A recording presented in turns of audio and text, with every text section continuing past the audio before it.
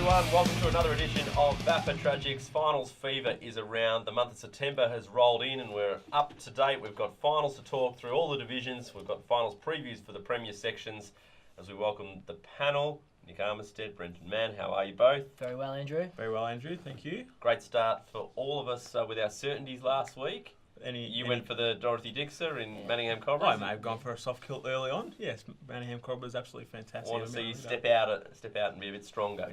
Okay, yes, I can do that. With your prediction later in the show. Nick, what game did you go to on the weekend? I was at the Beau Morrison Beads game down at Brindisi Street Oval, so a fantastic performance from Bowie. They were my certainty, so I wanted to go and make sure that they were living up to what I thought they could do. And had some banter with the crowd? Yeah, some great banter with the crowd. They're always good down there.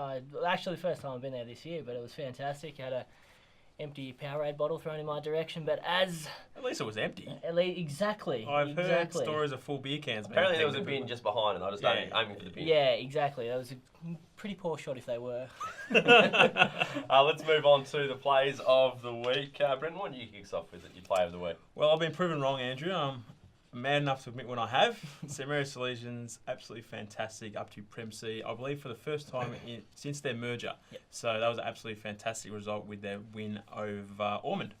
It's going to be interesting for the clubs that have to go to Ferndale Park in Prem C, that little postage stamp. There's a few postage stamp grounds in some of the senior grades. I have only won once there.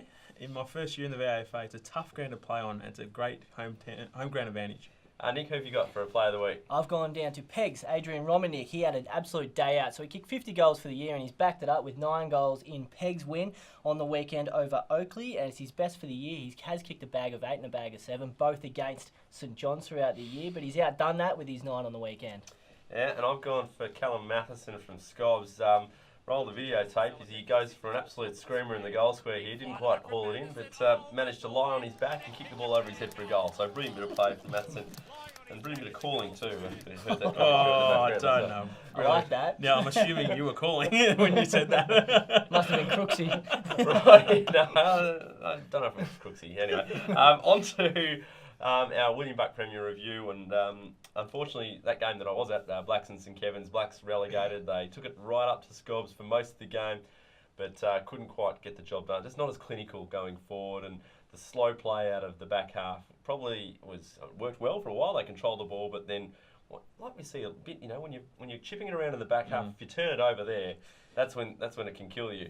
Whereas there was a few times where you're thinking, just get it into the forward line, and when they did move it quickly, St Kevin's invariably made a mistake, and Blacks were able to score. But they held it together, just not able to get the win, and they had to win to try and stay up. Scobbs is a bit far more polished. And how do you see Scobbs going to the finals? Well, that raises an interesting question. They got Blues who stole second spot from Collegians on the weekend. They did. Blues were phenomenal. It was a phenomenal game between them and De La Salle. They got up by 4 points with Tim Geepen kicking the match winner here with 2 minutes remaining. As you can see, he's done the Stevie J here. He's on the boundary, and instead of going back for the Jonathan Brown, EJ Witten sort of straight set shot, he's gone for the snapshot and put it through. So fantastic work from Geepen. He kicked 4 on the weekend, including that match winner. And so now puts them into second spot, and as we know, they beat St Kevin's 3 weeks ago by 44 points, so they got the double chance, and they'll be a fantastic second semi. Yeah, it'll be at Trevor Barker Oval on Saturday for that second semi-final. I'm not sure how to read St Kevin's. They've been such a dominant side all year. They clearly at any point can go bang, yes. And they were able to do that against Blacks on the weekend. They've got some scarily good players. Yeah. Like really, it's super impressive the way they move the ball. Gleeson is just a star. Yeah. Jared Gleeson's an absolute gun through the midfield.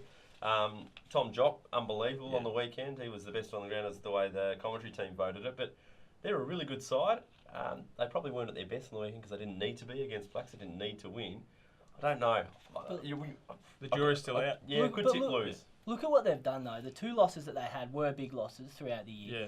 One was against Collegians, so who were flying, and St Kevin's, we spoke about at the time, were coming off the back of a really tough game against Zavs, and then against, obviously, University Blues. I think that's better for the Blues than it is bad sort of thing for St Kevin's. I don't know how much they care about that, knowing that they're probably coming up against Blues in the finals anyway, which is worked out like that. So I think they are certainly the team to beat. I think all the pressure is on St Kevin's because they have been that team all year, but I think that they're the ones that will be able to live up to that pressure. I reckon Blues, they're 9-1-1 in the last 11 weeks. They have an outstanding second half of the year. That's going to be a cracker of a final at Trevor Barker Oval. And what do we think about Collegians and D-Lar is an interesting matchup, I think.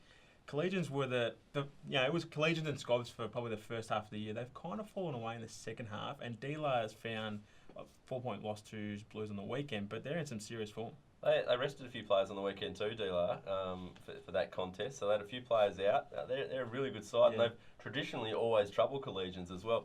I understand you're going to go with them as your certainty, is that right? I haven't done much research in my certainty, but I try and stick to the divisions because we don't want to be too Premier-centric, but I wouldn't call them a certainty, but on the wide expanses of Trevor Barker Oval, which will suit their style, they're going to be tough to beat. Who are you thinking? Trevor Barker We Oval. don't sit on the fence here. No, We're Trevor Barker Oval Yes, does yes. say D-Lar Sal, but Collegians I think have been that good, and their offense has been that much better this year as opposed to previous years. I'm going to stick with Collegians. I'm going to go for D-Lar. Not as my certainty, but I think they will get up in a close one. I'll go for Collegians as well. And Nick, who are you going for in the St Kevin's and Uni Blues match? St Kevin's. I'm going to go with Blues. I picked them to make the 4. They've jumped into the 2, and I think they are flying. Yeah, I think you just have to go with St Kevin's on exposed form for the year. And I know Blues have been sensational, but you can't knock the way that St Kevin's have gone It's going to be a about it. cracker. Into Premier B, and the results before from the weekend were the relegation situation with Parkdale Vultures and Fitzroy both fighting to avoid being the second team to join Peninsula going down. It needed to be about a 7-goal differential that Fitzroy needed to have to avoid going down. Both sides lost. If Fitzroy won, of course, they would have been able to stay up, but both sides lost, so it came down to percentage. And Old Scotch and the Vultures came home strongly enough to get there and get past the Roys by 0.3%. Yeah, it doesn't get much closer. 9 points over the course of an entire season is what separated the two sides. Unbelievable, and it's going to set up a fantastic final series too in Prem B. The Parkdale were gone. Parkdale were gone at three-quarter time, but as you said, that 4 goals to 1 in the last quarter. Scotch obviously knowing that they're playing this week, so they put the cue in the rack, but fantastic effort from Parkdale. Yeah, superb effort. Great result for them, and they get another year in Premier B. The Royals will go back, recharge, and go again in Premier C. I think it'll be a scary proposition in Premier C. Oh, absolutely. Yeah. They're a super club, Fitzroy, and we wish them all the best. You mentioned the finals there, Brendan. It's a huge contest, the second semi, Brighton and Scotch. They've been the two top sides all year, and looking forward to this one. Brighton, a young team on the rise. Scotch, a team vying for redemption, looking to get back to Premier. They don't like being in Premier B, the Scotchies. It's going to be a cracker, and I think old Brighton, they might just be able to pip them. Well, what we have now is the best defence versus the best offence in Premier B, averaging 49.9 points against Brighton's defence, which is just phenomenal, the best of all teams in the Premier sections. And Scotch, on the other hand, averaging 104 points for, which is 7 more than anyone's on. I'm going to go with Scotch because I picked them at the start of the year, and I just think that they're in a good position. Yeah, I like the Cardinals as well. 4 out of the last 5 premiers in Premier B have won the second semi, so it's vital for your progress if you're gonna move through and go through back up to William Buck Premier with a premiership medallion as well. The other semi-final, Monash Blues secured their place with a comfortable win over Old Carey. They'll take on St Bernard's. Also at Box Hill City Oval. This one will be on Sunday as an elimination or first semi-final. The Burnies surprisingly went down, and their form hasn't been great in the run home. No, it hasn't. Now, about a month ago, they beat Brighton, and that was Brighton's first loss for the year. But since then, it's been a bit washy. It hasn't been the best. Obviously, losing to Peninsula, which is fantastic for Peninsula, who are obviously going down, but fantastic to come up with a win. But you'd like to think that St Bernard's will probably get up for this. I think their experience and finals experience will get the Burnies home, I think. So St Bernard's, I'm going to go St Bernard's as well in that one to bounce back against Monash Blues, who've done really well under Mark Passador in his first year at the Blues to get them into a semi-final as well. Premier C, Caulfield Grammarians and Old Haileybury will be the matchup. Before we move on to that, though, the interest there going into the last round was who was going to claim 4th spot. All the Seawise had to do was win. They were the incumbents, and they managed to hold on and win comfortably in the end, and they locked in a finals position in Premier C, which is a great result. We'll get to their final in a second, but firstly, Caulfield Grammarians and Old Haileybury. Yeah, 1-1 throughout the year. Old Haileybury obviously started the year on fire, had a massive win against Caulfield, but it's been all Caulfield since then. Old Haileybury fell in a bit of a heat recently, only winning 3 of their past 5 games, I think it is. 3 of their past 4, sorry. Caulfield are on a 6-game winning streak. Caulfield will get this done. I think they'll get it done pretty easily. I have to agree with that. 6 in a row, and Haileybury just motoring along, but in finals, as we saw in the divisions, it's the side that sometimes isn't in the best form that really rises to the occasion. Now, the stat with the second semi-final for Premier C is that those who have gone down in the second semi have gone out in straight sets for the past 4 years in a row. So Caulfield last year, Marcellin the 3 years prior to that. So he's a bit of a curse. If Haileybury or Caulfield do go down, Well, it was a tactical play by Marcellin to finish Yeah, third, it and they're looking good. So they'll have a first semi against Williamstown. We'll get on to that, I'm sure, in the dissection of what we think about Old Haileybury and whether they can win their way to a grand final either via the second semi or the prelim. But Marcellin hosting Williamstown CYMS, we mentioned qualified. They'll be at Sports Cover Arena on the Sunday. Should mention that the second semi is at Casey Fields on the Saturday afternoon. But Marcellin and Willie, what are we liking here? I think Marcellin, as we know, their finals record hasn't been fantastic, but I think they will get it done against CY, which is a fantastic effort for CY to make the finals this year. Yeah, 9 unanswered goals in the last quarter for the CYs to absolutely romp away with it against Old Ivanhoe. They have beaten Marcellin both times they've met this year, so the CYs do kind of have it over Marcellin, but you just like to think that their recent form means the Eagles are probably going to get this done. Yeah, liking the way they're going about it this year. The Eagles, I think they'll have a win over the CYs as the Battle of the Birds goes there. On that note, Premier C, we've wrapped the Premier Section finals already. Yep. Easy, job done. First part of the Tragics is done. We'll be back with more after this. Anytime is the right time to get fit at Anytime Fitness. Access over 400 gyms across the country 24/7 and discover why more Australians train at Anytime Fitness than any other gym. Go online and register now for your free 7-day pass and feel something better. Welcome back to the Tragics. Coming up in the next few weeks, it is the awards season, of course, and you can hear the divisions up to Premier B vote counts on 96.5 Inner FM on next week on the 12th and 13th of September. I'm presuming it's a Tuesday, Wednesday? Yes, it is. Tuesday, 8 till 10. Tuesday, Wednesday, 8 o'clock until 10 o'clock. It's been such a popular thing for all of the clubs to be able to tune in throughout those 2 hours on those nights, listening to your dulcet tones reading the votes. My dulcet tones, yes. Great scribe feedback too that we gain. Some of the scribes get some feedback as well. Oh, do they? Yeah, I got some feedback from Big Kenny Petrucco, I believe. Oh, yeah, beautiful. Oh, because you gave your tips. Yeah. So it's always good. Fair enough. So make sure you tune in for that, 96.5 Inner FM or innerfm.org.au to tune in online. Then the Woodrow Medal count is on the following Monday, the 18th of September, back to a Monday night after being on Wednesdays in recent years. Yep. Reason behind that? A couple more days in between that and the William Buck Grand Final lunch, which is on the Friday, so a bit more of a break in between. So it sounds like we're just clearing your schedule. Yes, but more than anything. So looking forward to that Woodrow Medal and Awards night where all those medalists will get their awards and the goal kickers and lots of thing, and there'll be grand final previews for the 3 Premier Section grand finals that will be taking place the following weekend. On to the division finals. So we had first and second semi-finals last weekend. Starting in Division 1, Brendan, we mentioned St Mary's Salesian off the top of the show. They had a really good win against Ormond. Absolutely fantastic. 15-point win over Ormond. They find themselves in Premier C for the first time since their merger, and they proved me wrong, and I'm happy to be proven wrong. I thought they were a bit shaky, but they absolutely smashed Ormond. I thought Ormond would get over them quite comfortably. They're going to be a hard team to beat in the grand final now. Well, you have been against St Mary's Salesian at least twice this year when it's come up. Can they win the flag? Of course they can. They got both feet in the grand final at the moment, and probably one hand on the cup. It's going to come down to Ormond or Pegs. 2 very strong sides, and Pegs in fantastic form.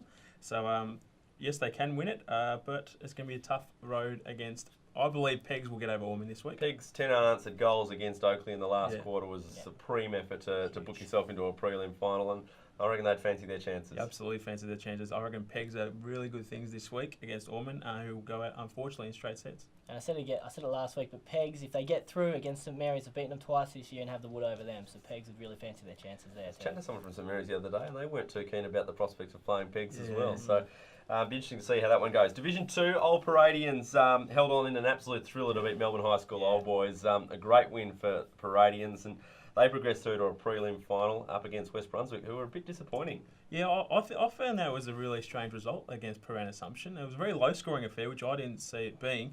West Brunswick do like a low-scoring affair, but Paran Assumption like to really put the score on the board. But Paran Assumption into the grand final, and West Brunswick have a tough task against Old Parade, who were 2015 premiers in Div 2. And Parade were up by 29 points at three-quarter time. They held on. Now, Melbourne High had a kick on goal with about 2 minutes to go. They sprayed it wide, but Parade are getting out. They're getting the lead, so they're kicking goals. So they're not without a chance against West Brunswick on the weekend. They're a tough proposition, West Brunswick, though. And I think their grand final experience, I believe they went to three-peat, I believe, with grand finals. I think they'll get over the line and they'll meet Parade Assumption in the grand final again. Another year of Division 2 football for the Unicorns, one of the great names in football. In Division 3, that's great. Unicorns and the Turtles, they're probably the top two that are going around. Division 3, UHSVU, surprisingly for all of us, Yes. rolled Powerhouse quite comfortably.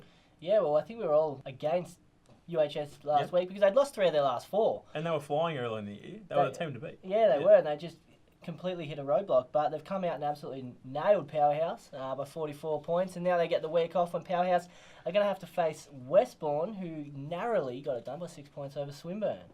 Now, Powerhouse v Westbourne. Did you think Powerhouse will just be smarting a bit from that performance in the first final and come out against Westbourne Grammarians? And No, I think Westbourne will win. you think they'll win? I think Westbourne will win. Yep. I'm on the Westbourne Okay. Westbourne wagon. So you've I jumped think right I'll off get it done. Powerhouse. So now I guess I Powerhouse out in straight sets. Unfortunately. So who I think I said last week it might be UHS for you. Yeah, you did. Well, they weren't in good form, but they made us all look like fools. They did. Sammy Confey suiting up for Powerhouse? Or No. No. He's out. So that's why you've jumped off him. Yeah. So who are you thinking in that one? I think Powerhouse will bounce back. I think, yeah. Yep. Their form's good I enough. think I'm going Powerhouse as well to bounce back. In Division 4, Yeah. this is the most surprising Yeah. result, I think, for me. Over the whole weekend, Aquinas absolutely thrashing North Brunswick by over a ton. What happened? One team came to play and one team obviously didn't. Finals jitters got to North Brunswick. Now, this can either go two ways. You can either be spooked by the result or you can respond to it. And it's going to be a tough for rampaging Manningham Cobras, my certainty last week. So North Brunswick are going to have a tough task to make the grand final. Unbelievable scenes. They were 1-1 throughout the year and by about a goal or less. So there was no blowouts whatsoever, but Jai Parrott came on board, Patrick Martin kicked 5 goals each, and they just absolutely dismantled North Brunswick. But I'm on you. I think the Bulls will bounce back, and Manningham, however, in unbelievable Rampaging form, yeah. That's gonna be a ripping Going for prelim. the Cobras to beat the Bulls. Yep. I'm on the Bulls. I'm going to go the Cobras as well. Rampaging. We'll take a break. We'll come back with plenty more. After this, we've got Dissection and, of course, our certainties to come, and we'll wrap up the Tragics after this. Anytime is the right time to get fit at Anytime Fitness. Access over 400 gyms across the country 24/7 and discover why more Australians train at Anytime Fitness than any other gym. Go online and register now for your free 7-day pass and feel something better. Back with the Tragics. Time now to get into Dissection. Who's opening up? I'll take the new ball. Could the Prem C curse, Andrew? Could the Prem C second semi curse continue in 2017? Undoubtedly, it could, Brendan. Yes. I think that's highly likely. In fact, I'm tipping it to happen. Old Haileybury, we've all tipped against Old Haileybury for Caulfield to beat them, and I think if Marsland or Williamstown, whoever wins that, might knock off the Bloods as well in the second semi, so they could be out in straight sets as well. Okay. 5 years in a row. Who would have thought? Who would have thought? Nick, should Uni Blues be delivering a few barrels down to Toorak Park this week to say thank you very much for rolling Collegians? I believe they should. It's for the second year in a row, actually. First, it was last year, Zavarians lost to Old Trinity in round 18, ensuring Uni Blues the second chance. Now, it didn't matter in the end, but they still gave them the second chance. And this year, obviously, they demolished Collegians on the weekend, meaning the Blues overtook Collegians, they've got the second chance, and they're primed for a grand final spot. So, the Blues, I would like to think that they have a pretty good relationship with the Zavs these days. What would be the beer of choice down in Zavs? Oh, I'm not sure. Something highbrow for sure. I want to go to the two of you. We spoke about the Woodrow Medal in 2 weeks. Who are our tips? I want to go with the 2015 joint winner in Ross Young from the Uni Blues. They've been flying in the second half of the year. The midfield general for the Blues, absolutely. I'm going to go for Mr. Tutt from De La Salle. Wouldn't surprise. Yeah. Either wouldn't surprise. Very good. Well, that's probably about it. No, certainties. Certainties. Right, who are you locking in? Pegs over Ormond. Pigs? Me too. No, you can't have the same. Oh, sorry. All right, I'm going to go with... You took the easy one last week. You got to take a hard one. Okay. Nick's got Pegs. I've got Pegs. I'm going for Caulfield Grammarians over Old Haileybury. Brendan.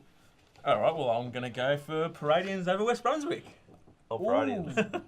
Big They launch. don't like me up there, so hopefully they get up and I'm back in their good books. Yeah, that'd work. That'd be good. Stick around for the Tragic Take, and we'll catch you all again next week on the Tragic. See you then.